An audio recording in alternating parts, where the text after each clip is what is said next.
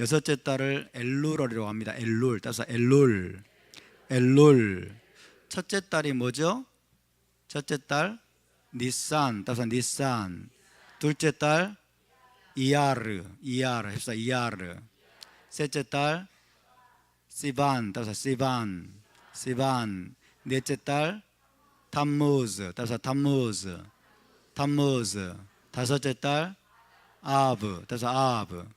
여섯째 달 엘룰. 엘룰. 그리고 일곱째 달이 티슈리. 따라서 티슈리. 티슈리. 네. 이제 이 생명의 사이클을 따라서 여러분 적어도 한 이제 2년 3년 정도 살아보면 이게 그냥 애워집니다. 그냥 애워지고 애우려고 노력할 필요도 없어요. 그냥 살다 보면 애워지게 됩니다. 그래서 삶이 중요합니다. 토라의 삶을 사는 것이 중요합니다. 따라서 지식보다 삶이 중요합니다. 지식은 삶을 위한 것입니다. 아멘. 우리가 토라를 부지런히 공부해야 됩니다. 왜? 뭐 하기 위해서? 살기 위해서. 할렐루야. 이제 여섯째 달 엘룰, 이제 여러분이 어느 정도 익숙하셨을 줄 믿습니다. 자, 엘룰의 초점은 회개입니다. 회개를 히브리어로 테슈바라고 합니다. 해볼까요?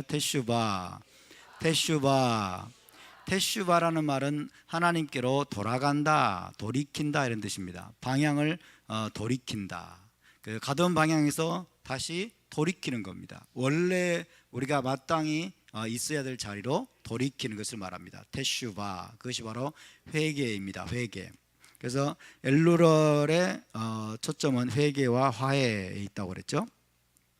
자, 이렇게 엘룰의 초점이 회개에 있게 된 기원이 있습니다. 그 기원이 뭐냐면 모세가 두 번째 시내산에 오른 날이 엘룰월 1일로 알려져 있습니다. 엘룰월 1일에 두 번째 돌판을 깎아가지고 이제 시내산에 올라갑니다. 언제 올라갔어요? 엘룰월 1일에 올라갔어요. 그리고 언제 내려왔어요? 40일 금식하고 40일 후인 티슈리월 10일. 티슈리월 10일은 오늘날은 뭡니까? 대속죄일이죠. 엘룰월 1일에 시내산에 올라가서 두 번째 돌판을 받아들고 하나님의 용서를 받은 거예요. 하나님의 용서의 사인으로서 두 번째 돌판을 들고 대속죄일인 티슈리월 10일에 다시 내려온 것입니다. 이 기간이 40일간의 기간입니다. 40일간의 기간. 아시겠죠?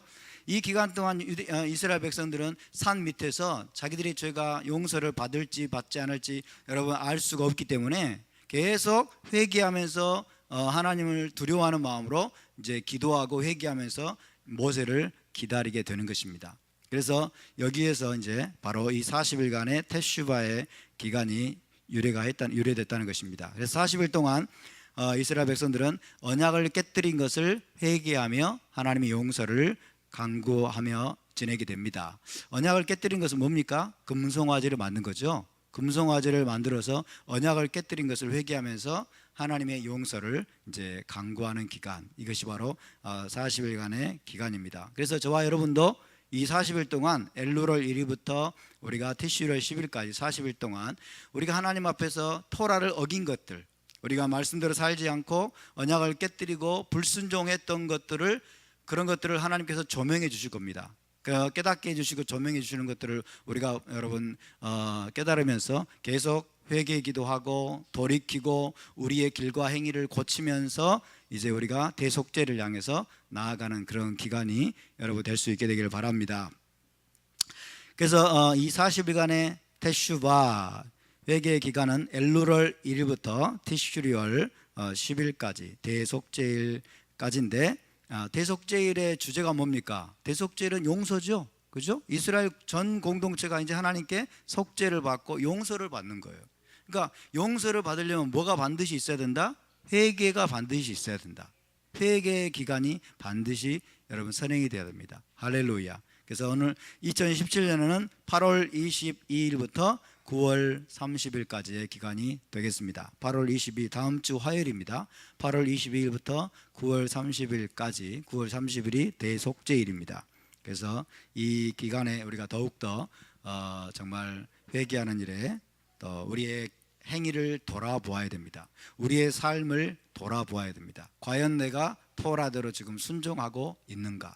토라의 말씀에 따라서 내가 바르게 반응하고 바르게 말하고 바르게 바라보고 바르게 행하고 있는가? 여러분 집중적으로 우리 자신을 돌아보고 조명해야 될 줄로 믿습니다. 특별히 그래서 이 회개 기간은 두 파트로 나눠져 있죠. 엘루를 30일 동안에는 사람과의 관계에서의 회개에 초점을 맞춥니다. 사람과의 관계에서 내가 토라를 어긴 적은 없는지, 다른 사람을 비난하고 공격하고 그 다음에 돈 빌려놓고 안 갚고, 책 교회에서 빌려가가지고 아직도 안 갚고 있는 분들 빨리빨리 가져오세요. 아직도 안 가져오셨어요. 이런 분들, 어쨌든 사람과의 관계에서 우리가 토라를 어긴 것들, 우리가 그런 회개에 초점을 맞추고, 그 다음에 사람과의 관계가 틀어졌거나 또 용서를 구해야 될 사람이 있거나 화해해야 될 것들이 있다면 구체적인 액션을 취하는 그런 기간이 되겠습니다. 상처 준 사람들이 있다면 가서 용서를 또 구하고 화해하는 그런 시간으로 보내는 것입니다. 그리고 이제 더 중요한 것은 뭐냐면 이제 티슈리얼 1일부터 10일까지, 이거를 경외의 날들이라고 부릅니다. 따라서 경외의 날들. 히브리어로는 야밈 노라임이라고 하죠. 해봅시다. 야밈 노라임. 지극히 거룩한 날들이라는 뜻입니다. 하나님을 경외함으로 지극히 거룩한 날들. 그렇죠? 왜냐하면 이제 대속죄일 10일에 결국 하나님의 속죄가 결정이 되기 때문에, 하나님의 용서가 결정이 되기 때문에 두렵고 떨림으로 이제 우리의 모든 죄들을 하나님 앞에 낱낱이 자백하고 또 회개하고 고치는 그런 시간으로 보내는 것입니다. 그래서 티슈리얼 10일간은 하나님과의 관계에 있어서의 회개에 집중을 합니다. 이게 히브리적인 관점의 회개의 순서입니다. 먼저 너희 중에 하나님 앞에 제사를 드리려고 하다가 다른 사람과 형제와 불화한 일이 있는 것이 생각나거든, 그렇죠? 먼저 화해하고 와서 예물을 드려라. 예수께서도 그렇게 말씀하십니다. 그러니까 순서가 뭐냐면 다른 사람들과의 관계가 어그러진 것들을 고치고 하나님 앞에 나와서 이제 하나님 앞에 예배를 드리라고 말씀하고 있습니다. 자, 그래서 엘루럴 30일간 그리고 티슈리얼 10일간의 그 회개가 이런 식으로 여러분 진행되도록 여러분도 함께 집중해 주시기 바랍니다. 그래서 결국 이 회개 기간의 핵심은 뭐냐면 심판대 앞에 서기 위한 준비 과정이다. 여러분, 우리가 메시아께서 다시 오시게 되면 저와 여러분이 메시아의 심판대 앞에 서게 될 것입니다. 아멘. 메시아의 심판대 앞에 반드시 섭니다. 그리고 각각 사람이 선악간에 행한 대로 죽게 받게 될 것입니다. 할렐루야. 그래서 우리가 그분의 심판대 앞에 섰을 때 부끄러움이 없도록 정결한 신부로 그분의 심판대 앞에 설 수 있게 되기를 바랍니다. 아멘. 메시아는 어떤 분으로 오십니까? 왕으로 오시고 심판주로 오십니다. 아멘. 그분은 의로운 재판장으로 오시는 것입니다. 의로운 재판장으로. 그래서 우리가 그분 앞에 여러분 담대하게 설 수 있도록 철저하게 40일 동안 회개하는 기간을 갖는 것인데, 이게 얼마나 아름다운 시스템입니까? 그죠? 너무나 멋지고 이런 시스템이 없다면 여러분 우리가 집중하면서 아마 회개하려고 하지 않을 거예요. 그래서 이런 시스템을 주신 하나님을 찬양합니다. 그래서 우리가 이런 사이클을 따라서 여러분 점점 거룩에 이룰 수 있게 되기를 주님의 이름으로 축복합니다. 자, 이제 하프타라 말씀을 보도록 하겠습니다.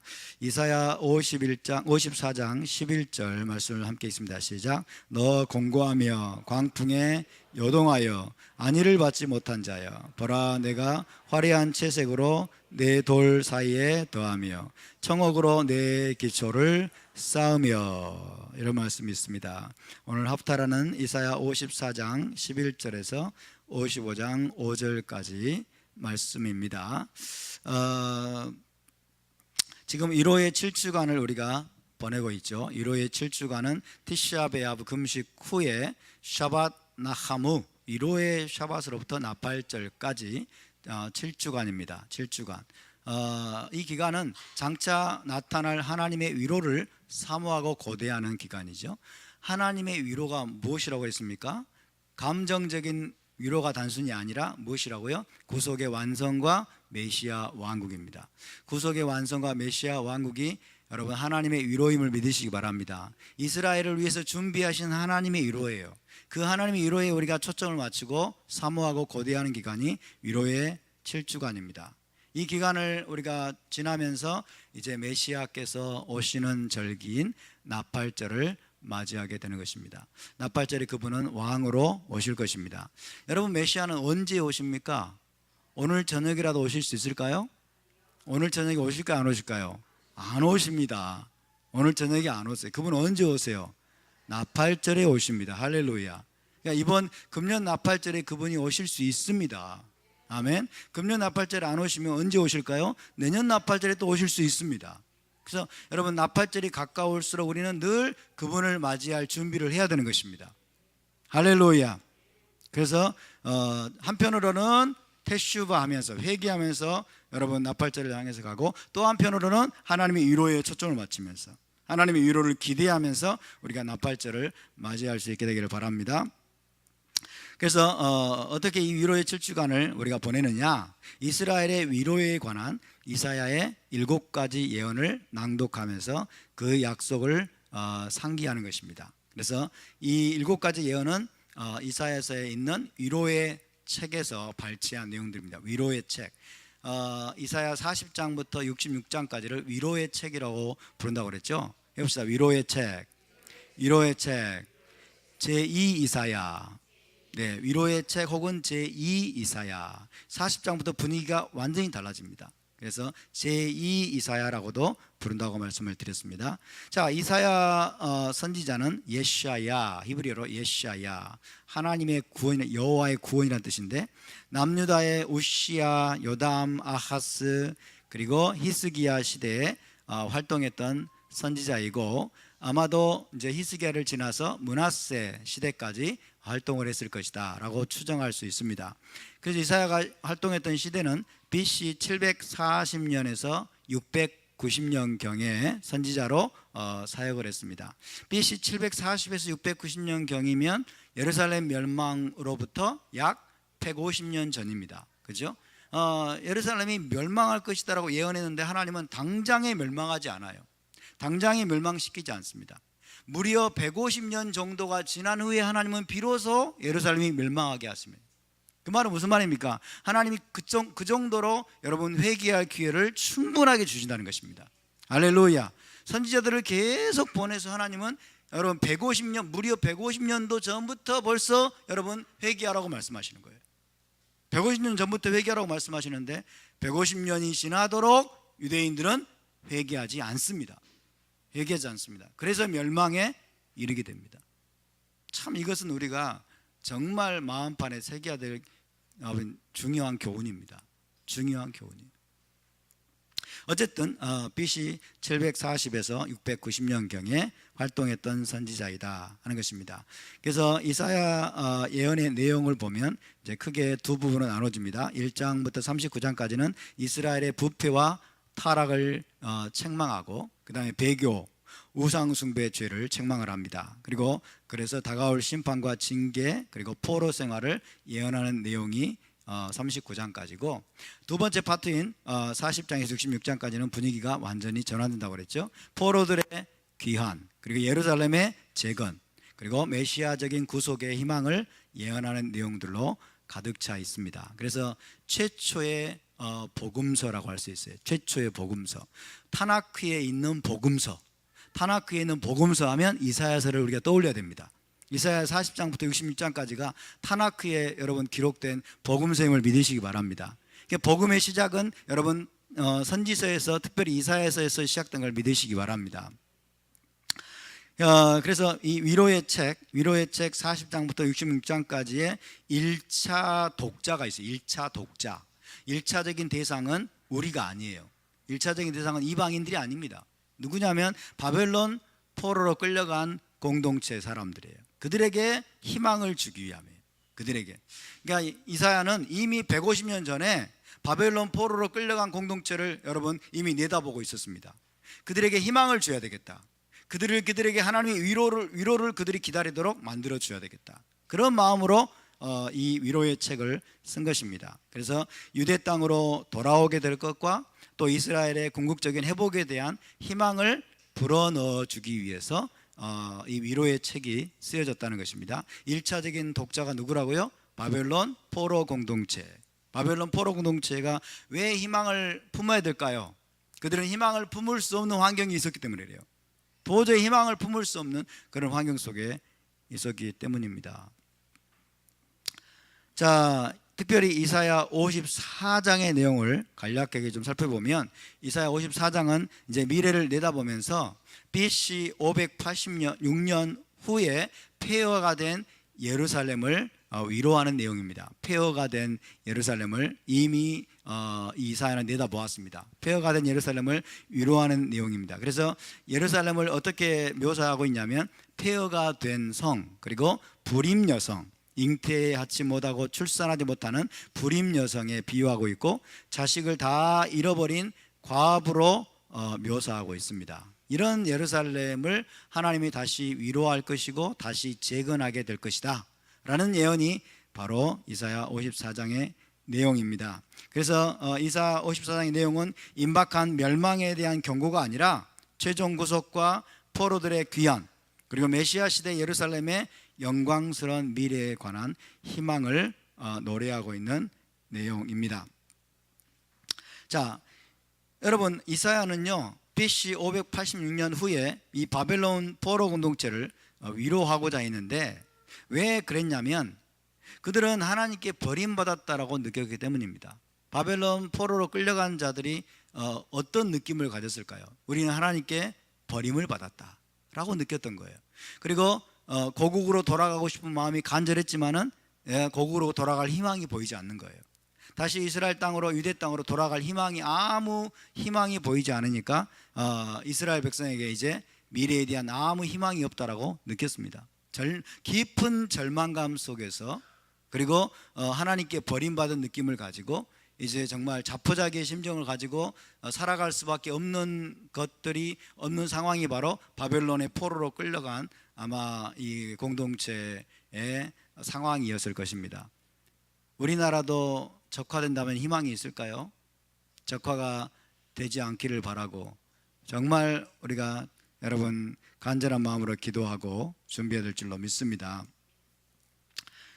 그래서 이사야는 바벨론 포로 공동체를 그렇게 위로하고자 절망에 빠지고 자포자기에 빠지고 이제 이스라엘이 과연 희망이 있을까, 희망을 거의 잃어버린 이 바벨론 포로 공동체를 위로하고자 메시아 시대 예루살렘의 영광스러운 모습을 예언하고 있습니다. 메시아가 오셔서 예루살렘을 영광스럽게 회복할 것이다. 너희는 희망을 품어야 된다. 너희에게는 하나님의 궁극적인 위로가 기다리고 있다 라고 지금 선포하고 있는 것입니다. 그래서 예루살렘이 폐허에서 찬란하게 빛나는 성으로 회복될 것을 지금 이야기하고 있는 내용인데, 여러분 이것이 또한 우리의 소망인 줄 믿으시기 바랍니다.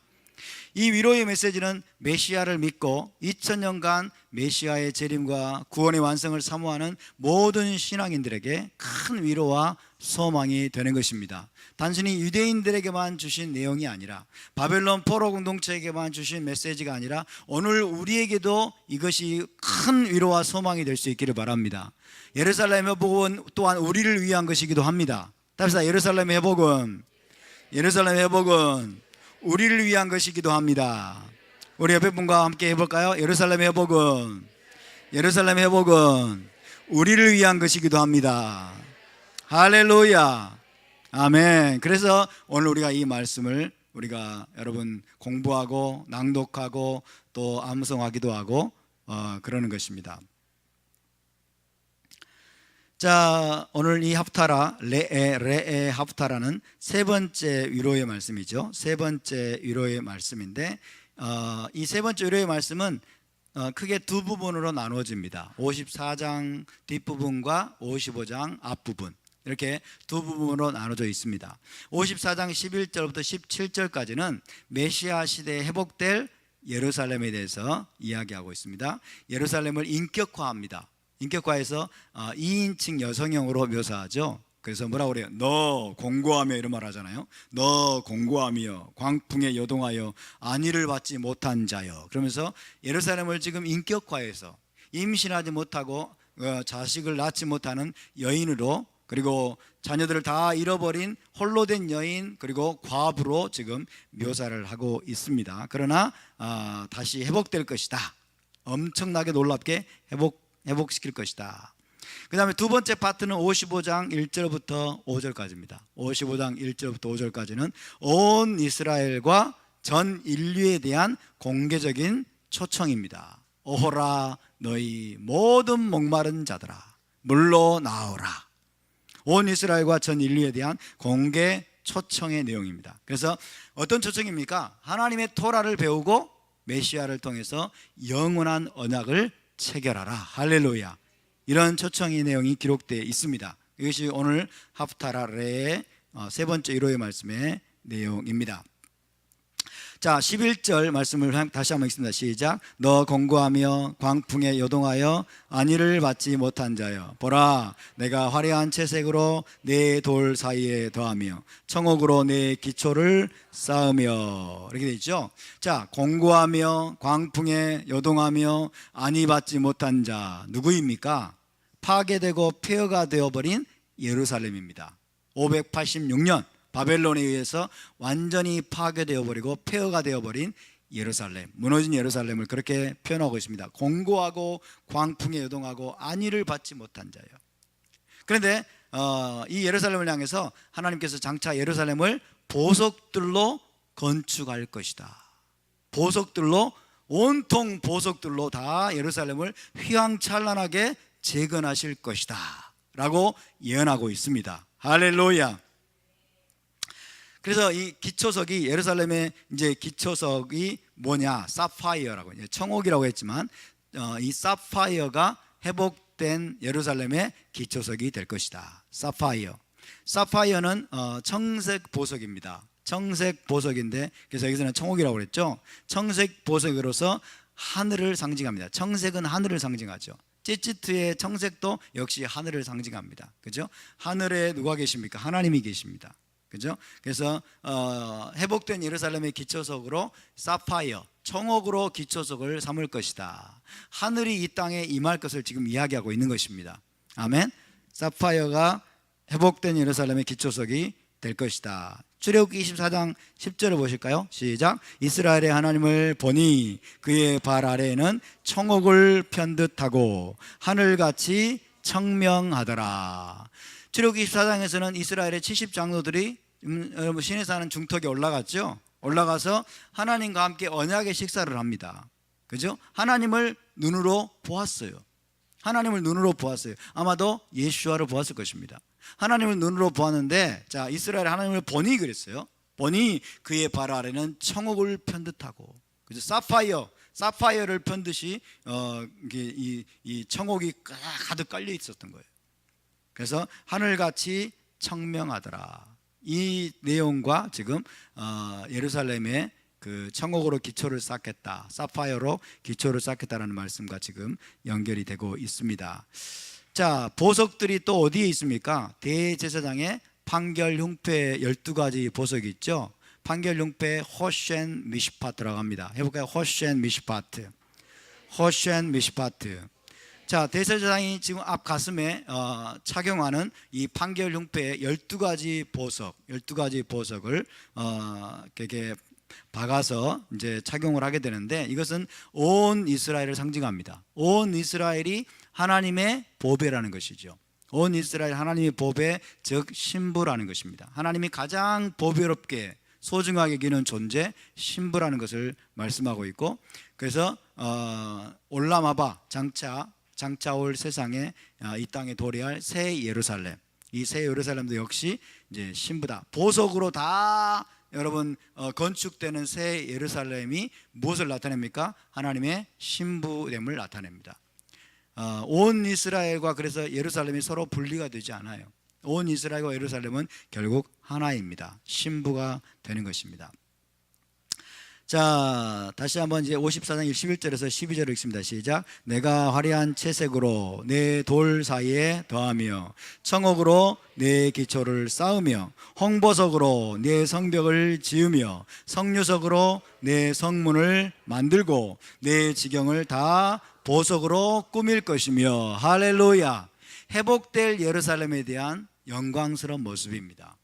화려한 채색, 돌 사이에 화려한 채색을 더할 것이고, 청옥으로 기초를 쌓을 것이고, 홍보석으로 성벽을 지을 것이고, 성벽도 홍보석으로, 성류석은 성문을 만들고, 그리고 내 지경을 다 보석으로 꾸밀 것이다. 굉장히 휘황찬란한 모습입니다. 언제 이렇게 될까요? 예루살렘의 기초석과 성벽과 성문 그리고 온 지경이 보석으로 꾸며지는 것은 아마도 메시아 시대라기보다는 올람하바에서 이루어질 것이다. 오는 세상에서 이루어질 것이다. 그렇게 볼 수 있겠습니다. 그래서 유대 현인들도 보석으로 예루살렘을 재건하는 것을 하나님께서 올람하바에서 행하실 새로운 일들 중에 하나로 간주를 했습니다. 그래서 이사야 54장 11절 12절을 올람하바의 일로 해석을 했습니다. 올람하바는 뭡니까? 새하늘과 새 땅 시대죠. 새하늘과 새 땅 시대, 장차 올 시대, 오는 세상입니다. 오는 세상. 메시아 왕국 시대라기보다는 새하늘과 새 땅 시대에 하나님께서 그 일을 이루실 것이다. 그렇게 지금 이야기를 하고 있습니다. 계시록 21장에도 역시 그렇습니다. 계시록 21장에 바로 새하늘과 새 땅이 나오죠. 올람하바에서 하늘로부터 내려오는 새 예루살렘의 환상을 사도 요한이 보게 됩니다. 새 예루살렘의 환상. 이 보니까 온갖 보석으로 꾸며진 모습입니다. 그 꾸며진 모습을 보고 신부가 신랑을 위해 단장한 것 같더라. 신부. 그래서 새 예루살렘이 신부로 묘사됩니다. 신랑을 위해 자기를 단장한 신부의 모습, 신부의 모습으로 그렇게 예루살렘이 완전히 회복된 모습이에요. 예루살렘이 지금 폐허가 됐습니다. 이때 당시에는 폐허가 됐고 완전히 파괴됐습니다. 그래서 거기 살던 자들은 다 여러분 죽임을 당하고 바벨론 포로로 쫓겨났습니다. 이제 우리에게 희망이 있을까? 우리가 다시 예루살렘으로 돌아갈 수 있을까? 아무 희망도 품을 수 없는 그런 상황이었는데 지금 선지자를 통해서 그리고 사도 요한, 마지막 사도 요한을 통해서 완전히 회복된 예루살렘에 대한 비전을 저와 여러분에게 주고 계십니다. 그래서 회복된 예루살렘, 새 예루살렘 성은 신랑을 위해 단장한 신부의 모습이다. 자, 보석은 여러분 왜 보석을 지금 이야기하고 있는데, 보석은 굉장히 아름다운 빛깔과 광택을 가지고 있죠. 굉장히 아름다운 빛깔과 광택, 한마디로 휘황찬란합니다. 휘황찬란, 빛을 막 반사하고 투과시키고, 정말 보석은 신비로운 하나님의 작품이죠. 이 보석은 고대 시대 때 왕께 드리는 예물로 사용됐고, 또 왕관과 왕의 의복을 장식하는 용도로 사용이 됐어요. 또 왕후가 착용하는 장식물, 왕후의 장식물로도 사용이 됐습니다. 그래서 이 보석은 가장 아름답고 값진 존재의 비유적인 표현이다. 가장 아름답고 값진 존재를 우리가 보석 같다, 그런 말을 하죠. 그죠? 가장 아름답고 값진 존재를 비유적으로 또 보석이라고 이야기를 합니다. 그래서 결국 메시아의 신부를 묘사하는 중요한 표현 중에 하나가 바로 보석이다. 보석. 그래서 예루살렘, 메시아의 신부가 될 예루살렘이 이제 우리의 어머니인데, 우리의 어머니고 그 다음에 신부인데, 지금 보석들로 내가 너를 치장하겠다. 온통 보석으로 너를 장식해 주겠다. 그죠? 왕후를 지금 장식하겠다라고 하는 그런 의미로 우리가 이해할 수가 있는 것입니다. 자, 그래서 여러분 장차 우리가 살게 될 이 새 예루살렘의 환상적인 모습을 이제 계시록 21장에서 묘사하고 있는 내용을 우리가 그림으로 좀 봐보겠습니다. 자, 그림으로 보시면 계시록 21장에 12개의 문이 나오는데, 12개의 문의 그 문은 다 진주로 이루어져 있다고 그랬죠. 그죠? 그래서 문이 진주예요. 문 하나가 통째로 엄청나게 큰 진주겠죠. 초자연적인 진주입니다. 우리가 살게 될, 여러분, 우리의 궁극적인 목적지, 우리가 결국 살게 될 회복된 에덴 동산, 12가지 보석이에요. 기초석은, 이 기초석은 12가지 보석인데 여기에는 무슨 이름이 기록되어 있습니까? 사도들의 이름이 기록되어 있죠. 12사도, 메시아의 12사도의 이름이 기록이 기초석이 되어 있어요. 그래서 여러분, 이 기초석이 12가지 보석이에요. 12가지 보석. 얼마나 정말 영광스럽겠습니까? 찬란하겠습니까? 여러분. 그래서 이 문을 통해서 드나드는데, 진주문을 통해서 드나들고, 그 다음에 기초석도 12가지 보석들로, 정말 이 보석들은요, 보니까 아마 초자연적인 보석들이 많아요. 이 현 세상에 존재하지 않는 보석도 많습니다. 굉장히 정말 아름답고 말로 다 형용할 수 없는 그런 보석들입니다. 또 이렇게도 그릴 수 있습니다. 지금은 어떤 모습이 제대로 된 모습인지는 온전히 알 수 없기 때문에 상상력을 발휘해서 지금 그림을 그리는 거예요. 자, 12가지 보석이 지금 기초석이 되어 있는 거예요. 12가지 보석이 되어 있고, 진주문이 있고, 이 성 전체는 뭐예요? 이 성 전체는 황금입니다. 순금은 순금인데 투명한 순금이에요. 유리처럼 투명한 순금이에요. 여러분, 하나님의 영광을 반사하는, 그리고 하나님의 영광을 반사해서 굉장히 빛나는 성입니다. 새 예루살렘. 이것이 바로 예루살렘에 대한 하나님의 예언적인 비전입니다. 또 이렇게 그린 그림도 있습니다. 지금 황금의 예루살렘이죠. 예루살렘 쉘 자하브. 황금의 예루살렘인데 지금 투명하지 않죠. 그러나 투명합니다. 투명한 순금 본 적이 있습니까? 투명한 순금이 이 땅에 존재할까요? 없는 것 같아요. 그죠? 그런데 요한계시록에는 순금인데 투명해요. 유리처럼 투명한 순금으로 온 성이 그냥 다 발라져 있어요. 온 성이. 와, 엄청나죠? 자, 이런 성이 하늘로부터 지금 이 땅으로 내려오는 것입니다. 이 땅으로, 이 땅의 예루살렘으로 내려오고, 문은 또 진주문이 되어 있고 기초석이 되어 있죠. 그죠? 또 상상력을 발휘하면 이런 그림도 있습니다. 이런 그림. 12가지 보석이 저런 식으로 이제 기초석, 12기초석이 저런 식으로 이루어질 것이라고 상상하는 그림이에요. 꼭 이렇게 되지는 않겠지만. 그리고 성 자체는, 성벽과 성곽, 성 자체는 황금의 완전히 투명한 유리 같은 정금, 황금, 순금으로 이루어져 있고, 하나님의 영광을 온통 반사하고 있는 쉐키나 영광으로 충만한 그런 성이 바로 하늘에서 이 땅으로 내려옵니다. 할렐루야. 이것이 예루살렘에 대한 하나님의 비전입니다. 이 비전을 우리의 마음 가운데 품을 수 있기를 바랍니다. 그래서 또 이런 그림. 자, 이런 그림이 이제 밑에 보시면 여러분, 기초석들이 12가지 색깔로, 12가지 보석들로 이루어져 있고, 그 다음에 진주문이 또 이렇게 있고, 그리고 진주 12가지, 12문은 누구의 이름이 기록되어 있어요? 12지파의 이름이 기록되어 있고, 12기초석은 12사도, 그죠? 그래서 12지파와 12사도가 하나님 나라의 기초이고 하나님 나라의 토대가 되고 있습니다. 하나님 나라의 문이 되어 있고 기초가 되어 있어요. 할렐루야. 우리가 사도들의 기초 위에 세워져 있음을 믿으시기 바랍니다. 12지파가 여러분 킹덤으로 들어가는 문이 되었음을 믿으시기 바랍니다. 아멘. 여기 12문에 이방인의 이름이 있을까요? 없습니다. 그죠? 이방인의 이름이 없어요. 12지파의 이름이 있어요. 그러므로 여러분, 예수와를 믿은 이방인들은 전부 다 이 12지파에 들어가는 걸 기억하시기 바랍니다. 우리는 12지파에 여러분 믿음으로 접붙임 받은 것입니다. 이스라엘에 접붙임 받은 것입니다. 할렐루야. 자, 여기 이 성이 바로 여러분 궁극적인 예루살렘의 회복입니다. 할렐루야. 신랑을 위해 자기를 단장한 신부와 같이 아름다운 모습으로, 여러분, 이것은 단순히 물리적인 예루살렘뿐만 아니라 여러분, 이 예루살렘 성 안에 살게 될 온 이스라엘을 지금 비유적으로 표현하고 있는 것입니다. 아멘. 온 이스라엘을 지금 하나님 이렇게 여러분 아름다운 신부로 단장시키고 계심을 믿으시기 바랍니다. 그러기 위해서 40일간의 테슈바의 기간을 하나님이 우리에게 지금 제공하고 계시는 겁니다. 할렐루야.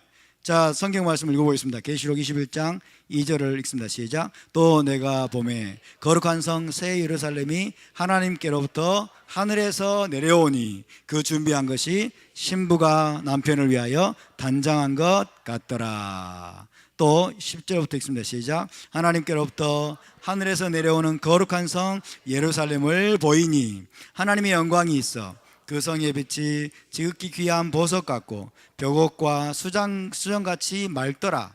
그 성곽은 벽옥으로 쌓였고 그 성은 정금인데 맑은 유리 같더라. 그 성의 성곽의 기초석은 각색 보석으로 꾸몄는데 첫째 기초석은 벽옥이요, 둘째는 남보석이요, 셋째는 옥수요, 넷째는 녹보석이요, 다섯째는 홍만호요, 여섯째는 홍보석이요, 일곱째는 황옥이요, 여덟째는 너곡이요, 아홉째는 다망옥이요, 열째는 비치옥이요, 열한째는 청옥이요, 열두째는 자수정이라. 그 12문은 12진주니 각 문마다 한 개의 진주로 되어 있고 성의 길은 맑은 유리 같은 정금이더라. 할렐루야. 여러분, 지금 이 땅에 존재하고 있는 보석들은 여러분 장차 오게 될 올람하바를 우리에게 가르쳐주고 있는 것입니다. 올람하바가 온통 보석으로 여러분 치장이 될 것입니다. 이따만한 보석 하나만 있어도 막 엄청난 부자라고 그러잖아요. 그죠? 이 손가락 조금 이렇게 있는 보석 하나만 해도 엄청난 부자라고 하는데 여기를 보세요. 이 성을 보시면 성 전체가 보석이에요. 성 전체가 보석이고 큰 문이 하나가 그냥 진주로 되어 있고, 그죠? 기초석도 다 보석들로 되어 있고. 그때 기초석을 파가려고 하지 마시기 바랍니다. 큰일 납니다. 그런 마음을 가진 자들은 들어가지를 못하겠죠. 그런 마음을 가진 자들은 들어가지를 못할 겁니다. 어쨌든 정말 여러분 영화에도 나올 수 없을 것 같은 이런 놀라운 미래를, 영광스러운 미래를 우리를 위해서 예비하신 하나님을 찬양합니다. 너희가 신부의 단장에 힘쓰기만 한다면, 너희가 신부 단장에 힘쓰고 너희가 정말 쉐마하기만 한다면 내가 이 모든 걸 너희에게 줄 것이다. 할렐루야. 하나님이 말씀하시는 것입니다. 그러므로 여러분 이 성을 기업으로 받는 저와 여러분이 될 수 있기를 바랍니다. 그것을 위해서 준비하고 우리의 모든 삶을 드리는 저와 여러분이 될 수 있기를 바랍니다. 할렐루야. 이것이 회복될 예루살렘에 대한 하나님의 궁극적인 비전입니다. 자, 이제 54장 13절로 넘어가겠습니다. 시작. 내 모든 자녀는 여호와의 교훈을 받을 것이니 내 자녀에게는 큰 평안이 있을 것이며, 이때 내 모든 자녀는 여호와의 교훈을 받을 것이고 내 자녀에게는 큰 평안이 있을 것이다 라고 예언하고 있습니다. 자, 메시아 시대에는 모든 자녀가 여호와의 제자가 될 것이라는 말입니다. 여호와의 제자. 따라서 여호와의 제자. 여호와의 제자. 자, 여러분 현 세상은 어떤 시대냐면요, 현 세상은 하나님이 인간 세상으로부터 숨어 계시는 시대입니다. 지금 하나님은 숨어 계십니다. 하나님은 안 보입니다. 하나님은 그저 자연 만물로 인해서 어렴풋이 그냥 하나님을 더듬어 찾을 수 있도록 하신 시대입니다. 그러나 메시아 시대가 되면 하나님이 메시아를 통해서 세상 가운데 나타나시는 시대입니다. 할렐루야.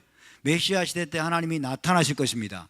메시아를 통해서 나타나시는 거예요. 그래서 모든 인간이 메시아를 통해서 육안으로 하나님을 볼 수 있는 시대가 바로 메시아 시대입니다. 할렐루야. 그때는 누구도 부정할 수 없습니다. 하나님이 안 계시다라고 누구도 부정할 수 없는 그런 시대가 바로 메시아 시대입니다. 그러니까 얼마나 우리가 이 시대를 기다려야 되겠습니까? 지금은 정말 긴가민가 하잖아요. 그죠? 하나님에 대해서 이야기해도 우리 애들은 하나님이 계실까? 이런 생각을 하고 있잖아요. 그죠? 하나님이 정말 계실까? 그러면서 친구들이 유혹하면 따라가 버리고 막 그러잖아요. 그러나 메시아 시대가 되면 하나님이 계신지 안 계신지 여러분 의심할 여지가 없이 하나님이 나타나시는 시대입니다. 할렐루야. 하나님이 이 땅에 나타나서 모든 사람들이 육안으로 보게 됩니다. 그래서 이때가 되면 여호와를 알라라고, 하나님을 믿으라고 할 필요도 없이 모두가 하나님을 다 알게 됩니다. 이때가 바로 메시아 시대입니다. 자, 일단 이사야 40장 5절, 지난 시간에 우리가 보았던 건데 시작. 여호와의 영광이 나타나고 모든 육체가 그것을 함께 보리라. 할렐루야. 여호와의 영광이 나타나서 예루살렘 성전에 충만하게 거하게 될 것입니다. 예루살렘 성전에 충만히 거하게 되고 모든 이 땅에 존재하는 모든 자들이 여러분 그 하나님의 영광을 보게 될 것입니다. 예루살렘에 거하고 계시는 하나님의 영광을 그들이 다 육안으로 보게 된다는 거예요. 육안으로. 또 예레미야 31장 34절 시작. 그들이 다시는 각기 이웃과 형제를 가리켜 이르기를 너는 여호와를 알라 하지 아니하리니 이는 작은 자로부터 큰 자까지 다 나를 알기 때문이라. 하나님의 살아계심을 다 안다는 겁니다. 여호와를 알라 믿으라, 하나님을 알라 믿으라고 말할 필요가 없는 것은 작은 자로부터 큰 자까지 다 알게 된다는 겁니다. 왜? 예루살렘에 그분의 영광이 내려오기 때문에, 메시아께서 오셔서 하나님을 나타내시기 때문에 그렇게 된다는 것입니다. 그럴 뿐만 아니라 또 성령을 모든 육체에게 부어주신다고 말씀합니다. 요엘서 2장 28절 29절 시작. 그 후에 내가 내 영을 만민에게 부어주리니 너희 자녀들이 장래일을 말할 것이며 너희 늙은이는 꿈을 꾸며 너희 젊은이는 이상을 볼 것이며 그때에 너희가 또 내 영을 남종과 여종에게 부어줄 것이며. 할렐루야. 모든 육체에게 성령을 부어주시는 시대가 메시아 시대입니다. 그래서 결국 하나님을 여러분 육안으로 볼 뿐만 아니라 영적으로도 하나님을 깊이 있게 알 수밖에 없도록 성령을 부어주시는 시대입니다. 그래서 메시아 시대 때 여러분 성령이 부어줌으로 말미암아 마음의 할례가 행해집니다. 마음의 할례가 행해져서 굳은 마음을 제할 것이고, 굳은 마음은 뭐예요? 불순종하는 마음이죠. 교만한 마음, 완악한 마음을 다 제거하고 뭘 줄 것이다? 새 마음을 줄 것이다. 새 마음을 줄 것이다. 새 영과 새 마음을 주시는 시대가 메시아 시대입니다. 할렐루야. 본성을 바꿔버리는 거예요. 여러분, 본성을 바꿔버리는 시대, 순종의 마음을 부어주시는 시대, 그래서 하나님을 알게 하는 시대. 할렐루야. 하나님을 알게 하는 시대, 그 시대가 바로 메시아 시대입니다. 정말 올까요? 이런 날이? 정말 이런 날 올까요? 우리도 지금 하루에 몇 번씩 그냥 죄 뒤에 유혹받아가지고 막 죄하러 끌려가려고 그러는데 이런 날이 올 것입니다. 아멘. 그래서 그러기 때문에 내 모든 자녀가 여호와의 제자가 될 것이다. 여호와의 제자, 원문에는 그렇게 되어 있습니다. 자, 내 모든 자녀는 여호와의 교훈을 받을 것이다 했지만은 히브리어 보면 림무데이 아도나이, 따라서 림무데이 아도나이, 림무데이 아도나이. 내 모든 자녀는 여호와의 제자가 될 것이다고 말씀합니다. 림무데이 아도나이, 여호와의 제자가 될 것이다.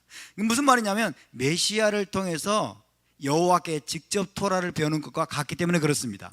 아멘. 메시아를 통해서 여호와께 직접 토라를 배우고 토라를 준행하는 자들이 될 것이기 때문에 여호와의 제자가 된다는 것이에요. 그래서 메시아 시대 때는 메시아의 토라를 배우는 시대입니다. 메시아께서 이스라엘을 직접 여러분 토라를 가르치는 시대임을 믿으시기 바랍니다. 메시아는 누구입니까? 여호와 하나님을 보여주는 자죠. 여호와 하나님의 대리인입니다. 할렐루야. 여호와 하나님의 대리인께서 오셔가지고 토라를 가르치고 우리가 그분의 제자가 됨으로써 여호와의 제자가 될 수 있는 것입니다. 내 모든 자녀는 여호와의 제자가 될 것이다. 림무데이 아도나이, 따라서 림무데이 아도나이, 림무데이 아도나이. 예, 이것이 바로 메시아 시대입니다. 얼마나 여러분 기대가 됩니까? 이때는 우리의 자녀들에게 막 닥달할 필요가 없어요. 닥달할 필요가 없어요. 막 해초리 들고 쫓아다닐 필요가 없어요. 왜? 이들이 메시아의 토라를 배우게 될 것입니다. 아멘. 이들이 메시아의 토라를 배우게 될 것이고, 그래서 여호와의 제자가 여러분 다 될 것입니다. 자, 그래서 메시아 시대의 특징이 뭐냐면, 자, 여호와의 영광이 사람 가운데 거하시는 시대고, 쉐키나 영광이 사람 가운데 거하시고, 그 다음에 모든 육체에게 성령을 부어주시고, 또 굳은 마음을 제하고 새 영과 새 마음을 부어주시고, 메시아께 토라를 배워서 여호와의 제자가 된다는 것이에요. 그 결과 내 자녀에게 큰 평안이 있을 것이다. 완전한 샬롬을 누리는 시대가 되는 것입니다. 할렐루야. 이것들이 전제가 되는 거예요. 여호와의 영광이 우리 가운데 거하게 되고, 그죠? 그 다음에 성령을 충만하게 부어주시고, 굳은 마음을 제하고 이제 부드러운 마음을 주시고, 그리고 메시아께 토라를 배워서 여러분 여호와의 제자가 되면 여러분 모든 자녀들이 샬롬을 누리게 될 것입니다. 완전한 평강이 있게 될 것입니다. 할렐루야. 그러니까 내 모든 자녀는 여호와의 교훈을 받아서 여호와의 제자가 될 것이니 내 자녀에게는 큰 평안이 있을 것이며, 이것이 인과관계가 있는 거예요. 따라서 여호와의 제자가 될 때, 여호와의 제자가 될 때 샬롬을 누리게 됩니다. 샬롬을 누리게 됩니다. 아멘. 여러분 토라를 배우시기 바랍니다. 부지런히 우리가 토라를 배워서 예수와의 제자가 되고 여호와의 제자가 되면 될수록 충만한 샬롬을 누리게 될 것입니다. 우리 가운데 평강이 있을 것입니다. 토라를 우리가 배우지 않고 여러분 예수와의 제자의 삶을 살지 않으면 우리 가운데 평강이 없을 것입니다. 평강이 달아나 버릴 겁니다.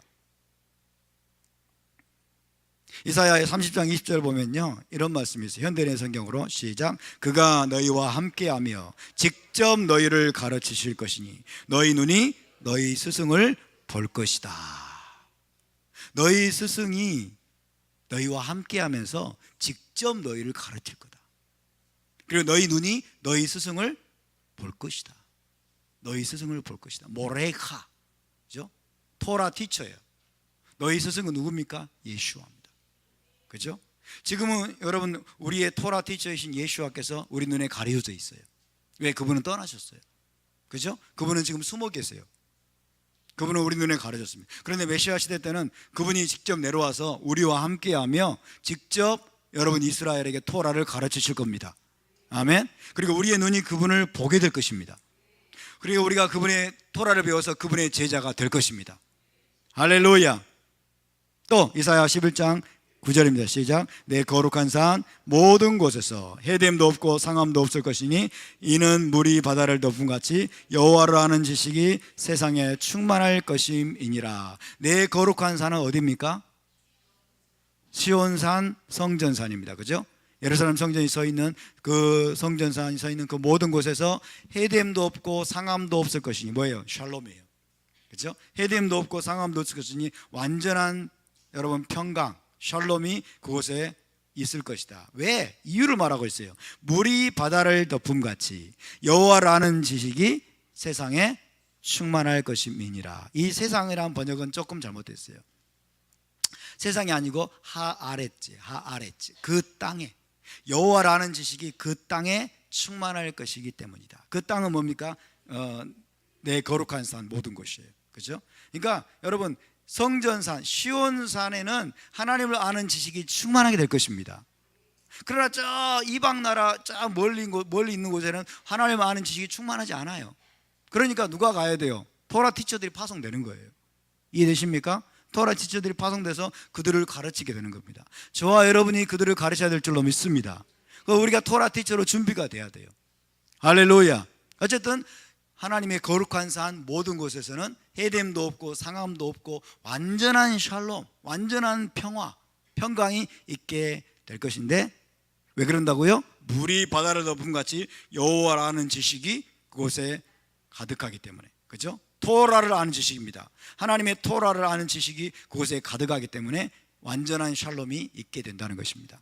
그래서 여러분 이것이 말하는 의미는 뭐냐면 토라 공부와 제자 훈련의 삶이 이 세상에 샬롬을 가져온다는 것입니다. 아멘입니까?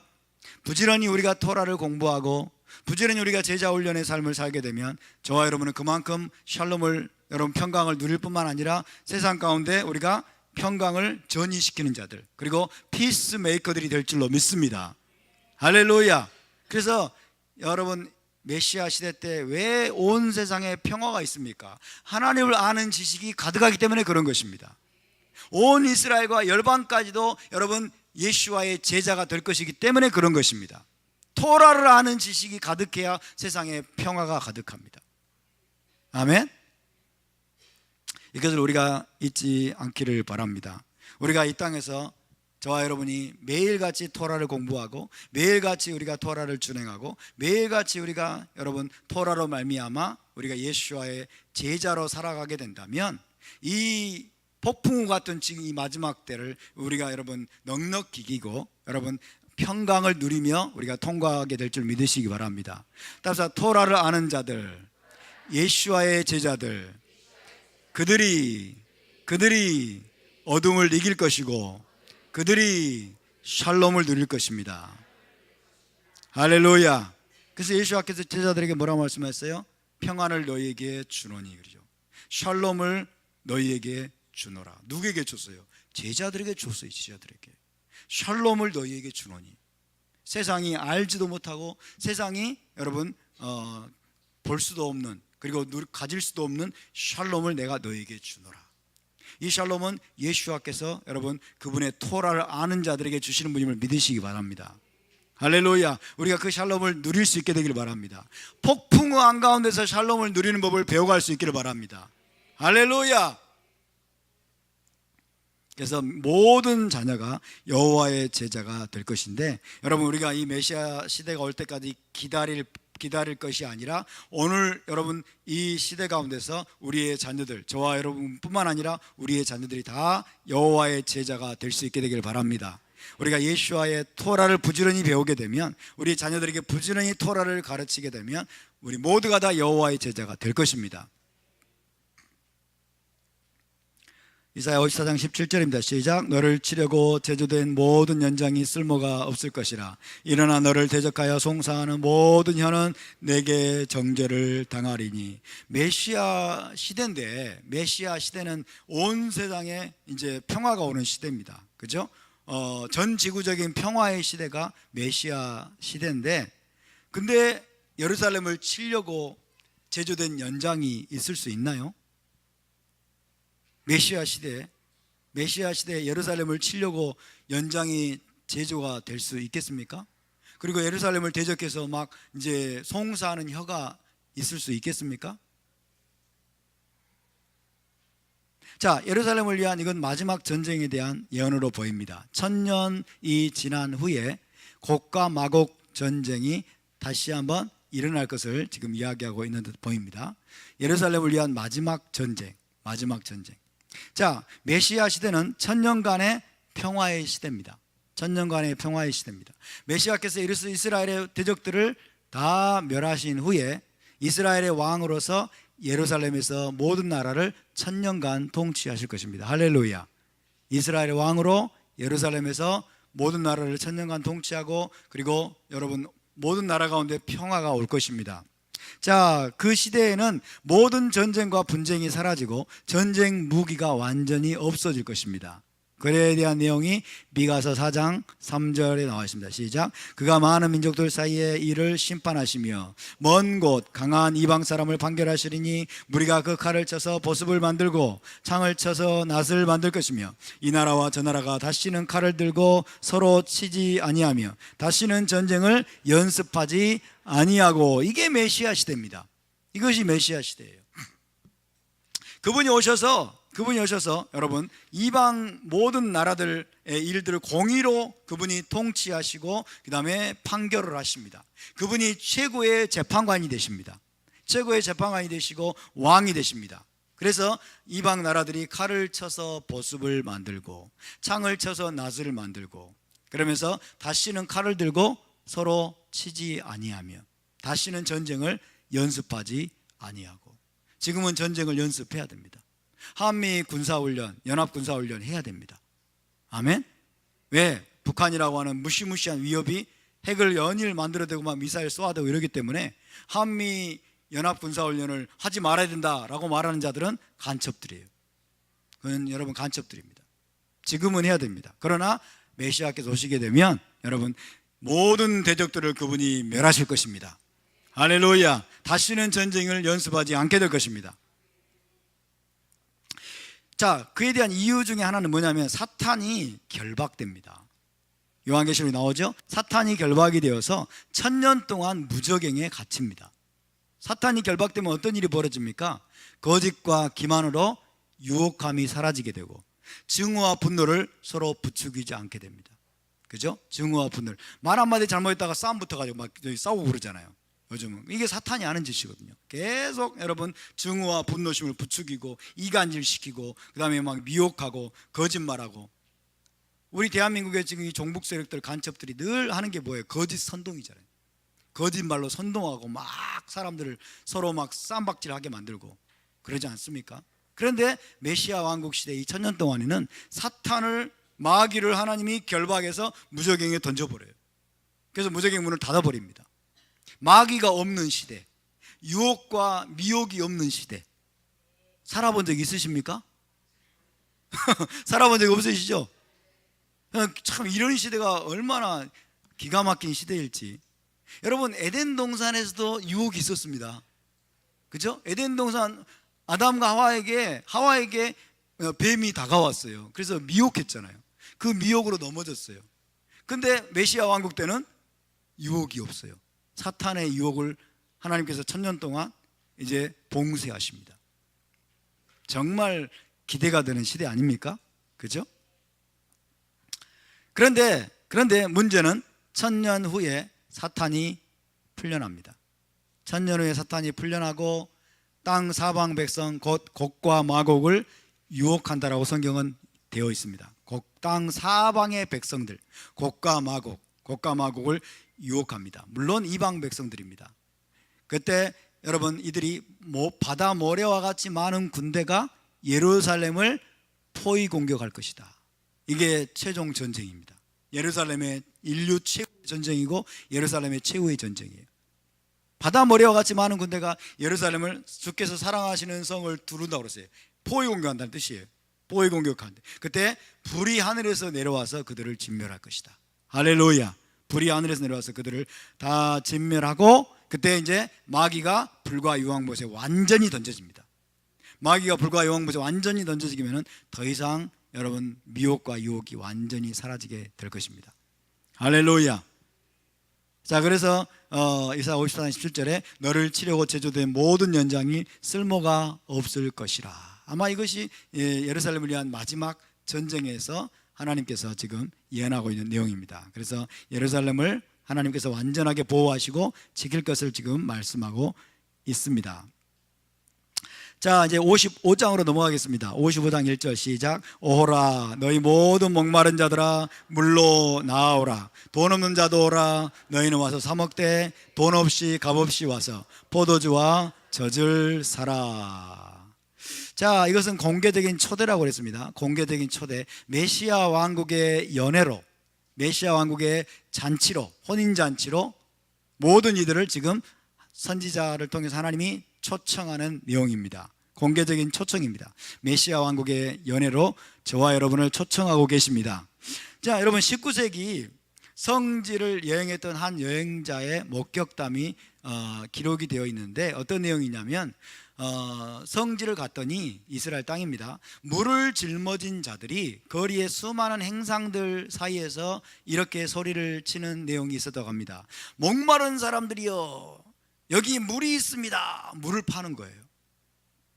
목마른 사람들이여 물이요 물 사시오 이런 말이에요. 물 사시오.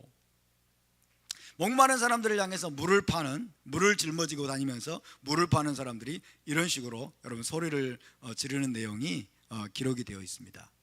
19세기에 그 이스라엘 땅 성지에서 수많은 행상들이 있고 막 시장터 같은 곳이 있는데 이제 물을 짊어진 자들이 그렇게 목마른 자들에게 물을 파는 이런 내용들이 기록이 되어 있습니다. 그래서 이런 것들을 여러분 연상하시면 이해하기가 좀 쉽습니다.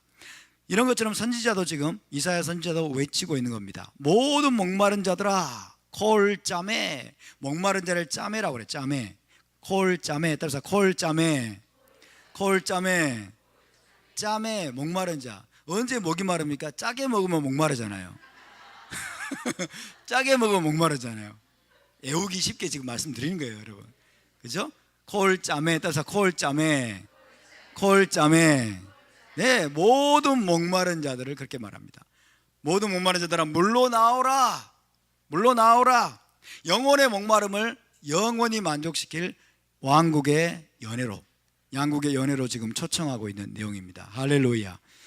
목마름을 해결해 줄 수 있는 왕국의 연회로 지금 선지자가 초청하고 있습니다. 마찬가지로 잠언 1장에도 보면은 지혜가 초청을 하면 지혜가 막 오라고 막 초청하는 내용이 나와요. 잠언 1장 20절 21절 시작. 지혜가 길거리에서 부르며 광장에서 소리를 높이며 시끄러운 길목에서 소리를 지르며 성문 어귀와 성중에서 그 소리를 발하여 이르되. 지혜가 막 광장에서 길거리에서 막 소리를 지르며 이리 와라 이리 와라 지혜를 얻으라 지혜를 얻으라 이렇게 소리를 치는 거예요. 여러분, 지금 모든 세상 사람들이 거의 모든 사람들이 듣지 못하고 있습니다. 저와 여러분이 지혜가 부르는 소리를 들을 수 있기를 바랍니다. 이 지혜가 뭡니까? 토라가 지혜입니다. 이 지혜가 뭡니까? 예수와가 지혜이십니다. 예수와께서 지금 여러분 이 마지막 때에 계속해서 사람들 향해서 부르고 있습니다. 내게로 오라. 와서 토라를 사라. 와서 지혜를 얻으라. 지혜가 제일이니 지혜를 얻으라. 다른 무엇보다도 은보다도 지혜를 사모하라고 말씀하는 겁니다. 이런 것처럼 여러분 지금 메시아 왕국의 연회로 여러분 하나님께서 모든 자들을 지금 초청하고 있습니다. 콜짬에 모든 목마른 자들아 물로 나오라. 그래서 지금 그러나 이 선지자는, 이사야 선지자는 시장통에서 사람들이 양식 아닌 것에 돈을 쓰고 배부르게 못할 것을 얻으려고 애쓰는 모습을 봅니다. 진짜를 못 알아보고 양식이 아닌 것들, 배부르게 못할 것들, 이런 것들을 얻으려고 애쓰는 모습을 봅니다.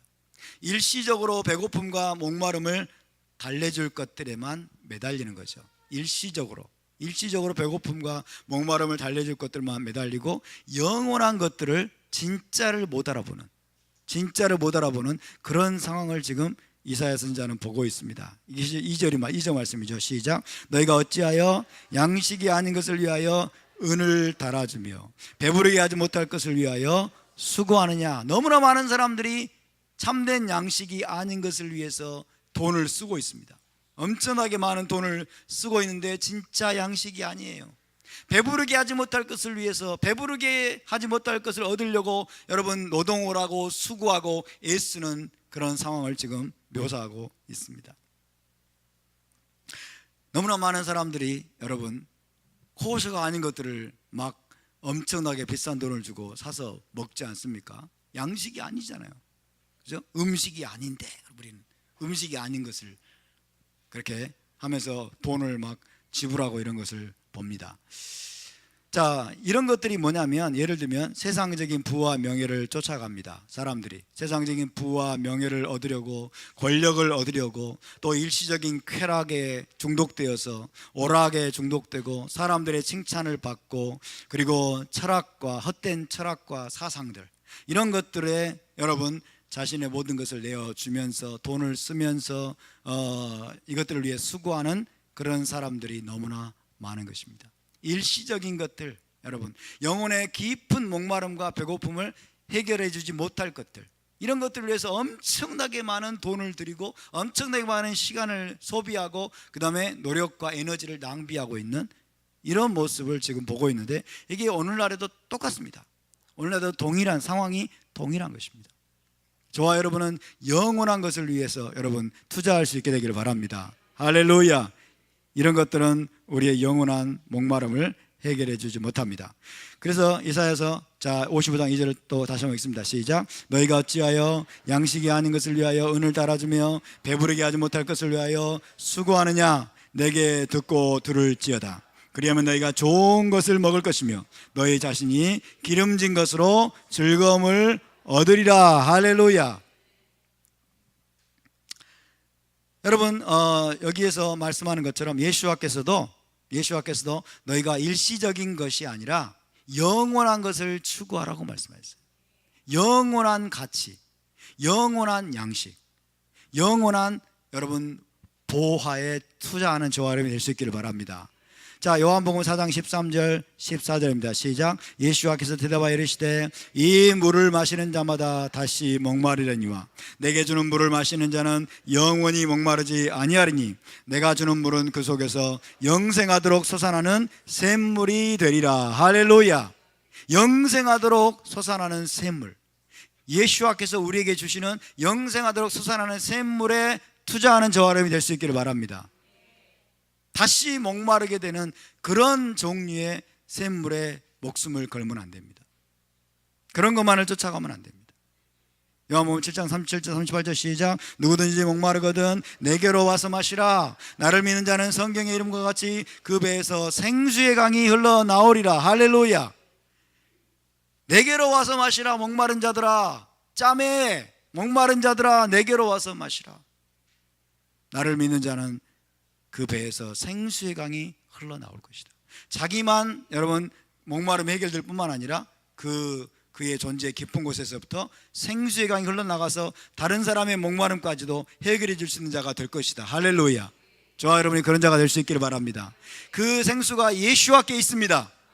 예수와께 나아올 수 있기를 바랍니다. 요한복음 6장 27절입니다. 시작. 썩을 양식을 위하여 일하지 말고 영생하도록 있는 양식을 위하여 하라. 이 양식은 인자가 너희에게 주리니 인자는 아버지 하나님께서 인치신 자니라. 할렐루야. 썩을 양식을 위하여 일하지 말고 영생하도록 있는 양식을 위하여 하라. 할렐루야. 이 양식은 누가 준다고요? 인자가 너희에게 주리니. 영원한 여러분 양식, 영원한 생명의 양식을 위해서 우리가 예수와께 달려가야 될 줄로 믿습니다. 예수와는 생명의 빵이 되십니다. 영생의 양식이 되십니다. 메시아께서만 여러분 그렇게 하실 수 있습니다. 우리에게 영생을 주시는 분이에요. 영원한 생명을 주시는 분, 영원한 생명의 양식을 주시는 분이 바로 예수와이십니다. 자, 유대 현인들은 물과 포도주와 젖이 토라를 뜻한다라고 해서 그랬습니다. 물로 나오라, 포도주와 젖을 사라 그랬죠. 이 물과 포도주와 젖이 뭐냐? 토라라는 것입니다. 토라다. 토라는 생수입니다. 그리고 토라는 생수이고 포도주이고 그 다음에 영적인 젖입니다. 베드로전서 2장 2절을 기억하십니까? 그죠? 너희가 구원에 이르도록 자라기 위해서 순전하고 신령한 젖을 사모하라. 순전하고 영적인 젖이 바로 토라의 말씀이에요. 할렐루야. 그래서 생수이고 포도주이고 이 영적인 젖, 이 젖이 뭐냐면 토라의 말씀입니다. 할렐루야. 예수와는 살아있는 토라이십니다. 예수와는 살아있는 하나님의 말씀이고 토라이시기 때문에 여러분, 예수와 그분이 우리의 생수이시고 포도주이시고 영적인 젖입니다. 할렐루야. 예수와께 우리가 나갈 때 그분이 우리에게 그분의 토라를 주실 것입니다. 메시아의 토라를 주실 것입니다. 그분의 배에서 생수의 강이 우리에게 흘러나올 것입니다. 그래서 우리가 생명을 누리는 길은 뭡니까? 토라를 주야로 묵상하면서 예수와의 살과 피를 먹고 마시는 것입니다. 토라를, 메시아의 토라를 배우는 거죠. 지금 우리는 메시아의 토라를 배우고 있는 겁니다. 메시아의 토라를 우리가 주야로 묵상하고 주야로 읊조리고 주야로 공부하면서 우리가 예수와의 살과 피를 여러분 먹어야 될 줄로 믿습니다. 그것이 우리가 생명을 누리는 길입니다. 이것이 바로 여러분 우리가 영원한 목마름을 해결할 수 있는 길임을 믿으시기 바랍니다. 자, 여기서 내게 듣고 들을지어다 이랬어요. 듣고 들으라 그랬습니다. 우리가 해야 될 일은 바로 이겁니다. 우리가 해야 될 일은 이거예요. 은을 달아줄 필요도 없고 여러분 헛되이 수고할 필요도 없고 내게 듣고 들어라. 듣고 들어라. 히브리어로 쉬무 샤모아. 답사 쉬무 샤모아. 쉬무 샤모아. 예, 쉐마라는 단어가 2번이나 쓰였습니다. 쉬무 샤모아. 샤모아는 절대형입니다. 그래서 이거는 강조 표현입니다. 반드시 들어라 그 말이에요. 반드시 들어라. 정령코 너희는 들어라 그 말이에요. 정령코. 모든 대가를 지불하고 들으라는 거예요. 모든 대가를 지불하고 너희는 쉐마해라는 거예요. 쉐마. 할렐루야. 우리가 해야 될 일은 쉐마하는 것입니다. 쉐마하게 되면 어떤 일이 벌어지느냐? 그리하면 너희가 좋은 것을 먹을 것이며 너희 자신이 기름진 것으로 즐거움을 얻으라. 이거 뭐냐면 현 세상에서 우리가 풍성한 삶을 누릴 뿐만 아니라 나아가서 메시아 왕국과 올라마바의 잔치에 참여하게 될 것입니다. 할렐루야. 토라를 듣는 자들, 토라를 듣고 여러분 토라를 부지런히 듣고 우리가 순종하는 삶을 살게 되면 이 땅에서 풍성한 삶을 누리게 될 것입니다. 뿐만 아니라 메시아 왕국의 잔치에 우리가 참여하게 될 것입니다. 할렐루야. 그것을 말씀하고 있습니다. 하나님이 이 선지자를 통해서 우리에게 요구하시는 것이 어려운 게 아니에요. 지금 어려운 게 아닙니다. 딱 지금 2단어 쓰여 있어요. 듣고 들을지어다. 내게 듣고 들을지어다. 그리하면 너희가 좋은 것을 먹을 것이며 너희 자신이 기름진 것으로 즐거움을 얻으리라. 하나님 나라에 여러분 기름진 것으로 우리를 먹여주실 것입니다. 55장 3절에서 또 말씀하십니다. 시작. 너희는 귀를 기울이고 내게로 나와 들으라. 그리하면 너희 영혼이 살리라. 내가 너희를 위하여 영원한 언약을 맺으리니 곧 다윗에게 허락한 확실한 은혜이니라. 아멘. 하나님이 우리에게 요구하시는 게 어렵습니까? 하나님이 우리에게 요구하는 게 진짜 어렵지 않아요. 내게 나와 듣고 들을지어다 말씀하시고 3절에서도 너희는 귀를 기울이고 내게로 나와 들으라 라고 말씀합니다. 이게 전부입니다. 이게 전부예요. 그리하면 어마어마한 보상이 약속되어 있는 것입니다. 내게 나와 들으라 라는 초청은 회개로의 초청을 의미한다라고 말할 수 있습니다. 들으면 회개해야 돼요. 그죠? 듣고 알아들으면 회개하게 됩니다. 그래서 내게 나와 들으라는 초청은 테슈바, 회개로의 초청입니다. 듣고 회개하는 겁니다. 그러면 어떻게 돼요? 그리하면 살리라. 그리하면 살리라는 것은 뭐냐면 이 살리라는 죽은 자로부터의 부활, 그리고 영생에 대한 약속으로 우리가 이해할 수 있습니다. 이것이 메시아를 통해서 이루어질 약속이죠. 여러분, 회개하고 메시아께 나오게 되면 하나님이 그 사람에게 부활 생명을 주실 것입니다. 영생을 주실 것입니다. 할렐루야. 그래서 내게 나와 들으라, 그 말은 아무 생각 없이 나와서 그냥 이렇게 소리만 접수하는 게 아니에요. 아무 생각 없이 나와서 소리만 접수하는 게 아니고 들으면서 회개하게 되는 겁니다. 회개가 우리 안에서 일어나게 됩니다. 할렐루야. 그 회개하는 자에게 하나님은 부활의 생명을 주실 것입니다. 영생을 주실 것입니다. 그리하면 살리라. 그리하면 살리라라고 말씀하고 있습니다. 자, 그래서 내게 나와 들으라는 초청은 또 하나님과의 영원한 언약으로의 초청이라고 또 이야기할 수 있죠. 내가 너희를 위하여 영원한 언약을 맺으리니, 그렇죠. 영원한 언약을 맺으리니. 이것은 다윗과 체결한 헤세드, 언약적인 사랑의 근거에서 체결하는 언약입니다. 자, 마시악 벤 다비드는 다윗의 아들 메시아죠. 마시악 벤 다비드를 통해서 맺어지는 새 언약으로 하나님이 영생을 약속하시는 겁니다. 영원한 언약이 뭐예요? 새 언약입니다. 브리트 올람, 히브리어로 브리트 올람. 따라서 브리트 올람.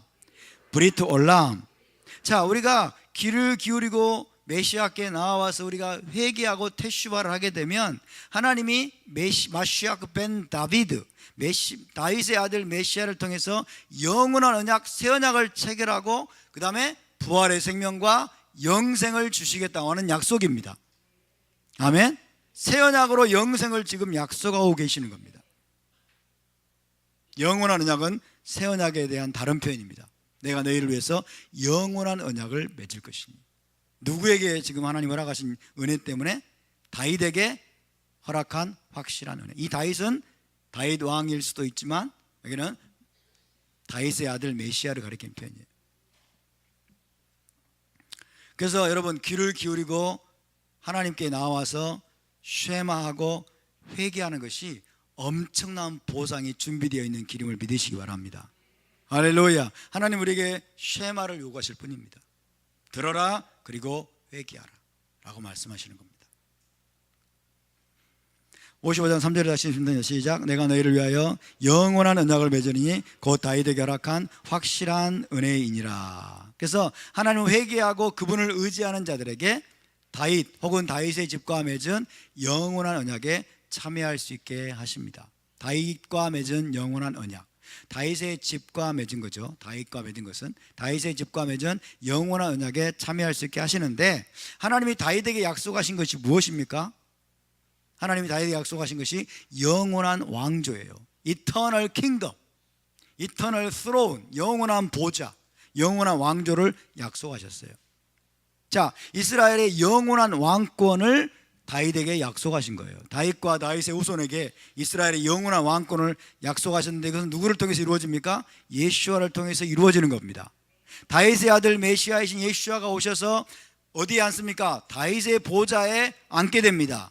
다윗의 보좌에 앉아서 이스라엘의 영원한 왕이 되시는 겁니다. 할렐루야. 이것이 다윗과 하나님이 영원히 약속하신 거예요. 다윗에게, 혹은 다윗의 가문, 다윗의 집안에게 하나님이 약속하신 겁니다. 시편 89편 28절 29절에도 이런 내용이 있습니다. 시작. 그를 위하여 나의 인자함을 영원히 지키고 그와 맺은 나의 언약을 굳게 세우며 또 그의 후손을 영구하게 하여 그의 왕위를 하늘의 날과 같게 하리로다. 다윗을 위하여 하나님의 헷세들을 영원히 지킬 것이다. 그러면서 그의 후손을 영구하게 하여, 그의 후손이 누구예요? 메시아입니다. 그의 후손을 영구하게 하여 그의 왕위를, 다윗에게 약속하시는 왕위를 하늘의 날과 같게. 하늘의 날과 같단 말은 뭐예요? 하늘이 끝날 때까지죠. 현 세상이 끝날 때까지 영원토록 그렇게 하겠다는 말씀입니다. 그래서 여러분, 이것이 바로 메시아 왕국에 대한 약속입니다. 메시아 왕국은 예수와께서 다윗의 아들 메시아로서 영원한 이스라엘의 왕이 되시는 메시아 시대를 가리키는 것입니다. 그래서 우리가 이 메시아 왕국의 잔치, 이걸 천국잔치라고 말할 수 있어요. 메시아 왕국의 천국잔치에 참여하려면 어떻게 됩니까? 새 언약을 체결해야 됩니다. 그리고 영원한 생명을 받아야 됩니다. 아멘. 메시아께 나아가서 우리가 여러분 영원한 생명을 얻는 거예요. 부활의 생명을 얻는 것입니다. 죽은 자 가운데서의 부활에 참여하고 영원한 생명을 얻을 때 우리가 메시아 왕국의 그 천국잔치에 여러분 참여하게 될 걸 믿으시기 바랍니다. 할렐루야. 전부 다 지금 다윗을 통해서 혹은 다윗의 후손을 통해서 지금 하나님이 말씀하고 있는 것입니다. 자, 그 열쇠가 뭐냐고요? 회개와 쉐마입니다. 회개와 쉐마. 어떻게 하면 우리가 메시아를 통해서 새 언약을 체결하고 그 다음에 죽은 자의 부활에 참여하고 영원한 생명을 우리가 얻어서 메시아 왕국의 풍성한 잔치에 참여할 수 있는가? 그 열쇠가 회개와 쉐마입니다. 테슈바 그리고 쉐마예요. 회개하고 듣고 순종하는 것입니다. 쉐마는 순종하는 것을 포함한다고 그랬습니다. 회개는 뭡니까? 자신의 길에서 돌이키고 잘못된 행위를 고치는 것입니다. 회개는 눈물 콧물 짜는 것만이 아니라고 말씀드렸어요. 회개는 단순히 잘못했어요 고백하는 것만이 아니라고 말씀드렸습니다. 자신의 잘못을 고백하고 그 다음에 눈물을 흘리고 이것은 회개의 극히 일부에 불과합니다. 회개의 핵심은 무엇입니까? 자기의 잘못된 길에서 돌이키는 것이고 여러분, 그리고 잘못된 행위를 고치는 것입니다. 그리고 의를 행하기 시작하는 것입니다. 이것이 바로 회개입니다. 그래서 토라대로 의롭게 행하는 삶으로 돌아가는 것, 이것이 바로 회개입니다. 테슈바와 쉐마. 따라서 테슈바, 쉐마. 테슈바와 쉐마가 이 모든 것의 열쇠입니다. 다윗에게 허락한 확실한 은혜, 하나님이 마시아크 벤 다비드, 다윗의 아들 메시아에게 약속하신, 그리고 메시아를 통해서 이루실 영원한 언약에 참여할 수 있는 길이 무엇이냐? 쉬무 샤모아, 너희는 듣고 들어라. 너희는 쉐마해라. 그리고 회개하라. 돌이켜라. 그리고 듣고 순종하라. 그리하면 이 확실한 은혜를 너에게 베풀어 줄 것이다 라고 말씀하시는 겁니다. 55장 4절입니다. 시작. 보라, 내가 그를 만민에게 증인으로 세웠고 만민의 인도자와 명령자로 삼았나니. 자, 여러분, 선지서에서 다윗이라는 표현은 대개 다윗의 아들 메시아를 의미한다고 말씀드렸습니다. 그래서 내가 그를 할 때 이 그를은 단순히 다윗이 아니고 다윗의 아들 메시아를 가리킵니다. 다윗의 아들 메시아, 메시아이신 예수와를 만민의 증인과 만민의 인도자와 명령자로 세우셨다는 것입니다. 메시아를 통해서 하나님은 모든 일을 행하십니다. 할렐루야. 다윗의 아들 메시아, 그를 만민에게 증인으로 세웠고 만민의 인도자, 만민의 명령자로 세우셨다. 그럼 어떻게 하란 말입니까? 그분께 나아오라는 것입니다. 그분께 나와서 쉐마라는 말씀입니다. 자, 메시아는 장차 만민의 증인이 되실 것이고 인도자가 되실 것이고 명령자가 되실 것이다. 자, 증인은 히브리어로 에드라고 합니다. 에드, 따라서 에드. 인도자는 나기드라고 합니다. 따라서 나기드. 그 다음에 명령자는 멧자베. 자, 만민의 에드요, 나기드요, 그리고 멧자베로 하나님이 메시아를 세우셨습니다. 그래서 메시아께서는 장차 신실한 증인이 되실 것이고 그 다음에 만민의 통치자가 되실 것이고 열방을 기업으로 상속받아서 다스리게 될 것입니다. 할렐루야. 계시록 1장 5절을 보면 메시아를 이렇게 묘사합니다. 시작. 또 충성된 증인으로 죽은 자들 가운데서 먼저 나시고 땅의 임금들의 머리가 되신 예수와 마시아크로 말미암아 은혜와 평강이 너에게 있기를 원하노라. 충성된 증인, 죽은 자들 가운데서 먼저 나신 분, 땅의 임금들의 로시, 머리가 되신 분. 이건 나기드란 뜻이죠, 그죠? 나기드, 인도자가 되시는 분이고 충성된 증인입니다. 신실한 증인. 에드 네에만. 신실한 증인이라는 뜻이에요. 예수와는 여러분 증인으로 오셨습니다. 아멘. 증인은 뭡니까? 보고 들은 것을 증거하는 존재잖아요. 그죠? 예수와는 무엇을 증거하신 분입니까? 하늘 아버지께 보고 들은 것을 진실하게 증거하신 분이십니다. 할렐루야. 예수와가 충성된 증인이시듯 저와 여러분도 신실한 증인이 되야 될 줄로 믿습니다. 우리가 그분을 통해서 보고 들은 것, 깨닫게 된 것, 알게 된 것들을 우리가 많은 사람들에게 여러분 증거하는 증인이 되야 될 줄로 믿습니다. 예수와는 만민의 증인이시고 에드, 그 다음에 나기드이시고 명령자가 되실 것이고 열방을 기업으로 상속받으실 것입니다. 그래서 이사야 55장 5절에 시작. 보라, 내가 알지 못하는 나라를 내가 부를 것이며 너를 알지 못하는 나라가 내게로 달려올 것은 여호와 내 하나님 곧 이스라엘의 거룩하신 이로 말미암음이니라. 이는 그가 너를 영화롭게 하였느니라. 할렐루야. 그래서 만민의 증인이 되시고 인도자가 되시고 명령자가 되시기 때문에 여러분 열방을 기업으로 받으시는 거예요. 열방을 기업으로. 내가 알지 못하는 나라를 내가 부를 것이고 알지 못하는 나라가 내게로 달려올 것은 여호와 네 하나님 곧 이스라엘의 거룩하신 이로 말미암음이니라. 이는 그가 너를 영화롭게 하였느니라. 그가는 여호와고 너를 너가 누구예요?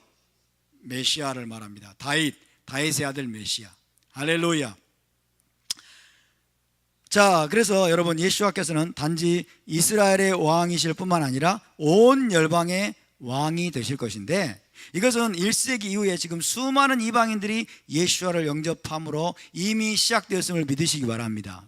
이미 2000년 동안 지금 여러분 이것이 시작이 되었고, 이미 내적으로는 온 열방에 흩어져 있는 이방인들이 예수와를 믿음으로 말미암아 예수와께서 지금 이방 나라들을 다스리고 있는 형국입니다. 그죠? 이것은 영적인 차원에서 지금 내적인 차원에서 이루어지고 있는 것입니다. 우리도 지금 그분께 통치를 받고 있죠? 그분은 우리의 인도자이십니다. 그분은 우리의 명령자이십니다. 그러나 이제 물리적으로 그분이 다시 오시게 되면 여러분 물리적으로 모든 이방 나라들이 그분께 굴복하고 그분의 통치를 받게 될 것입니다. 물리적으로 예수와께서 여러분 이방 나라들을 기업으로 받게 될 것입니다. 할렐루야. 그때 온 이스라엘이 회복이 될 것이고, 그때 온 열방에 평화가 오게 될 것이고, 예루살렘에 여러분 놀라운 재건과 회복이 있게 될 것을 믿으시기 바랍니다. 할렐루야. 이것이 여러분 오늘 세 번째 위로의 말씀에서 하나님이 우리에게 주시는, 그리고 온 이스라엘에게 주시는 위로의 말씀입니다. 이 말씀이 저와 여러분에게 큰 소망과 위로가 될 수 있기를 주님의 이름으로 축복합니다. 자, 우리 함께 일어나서 기도하겠습니다.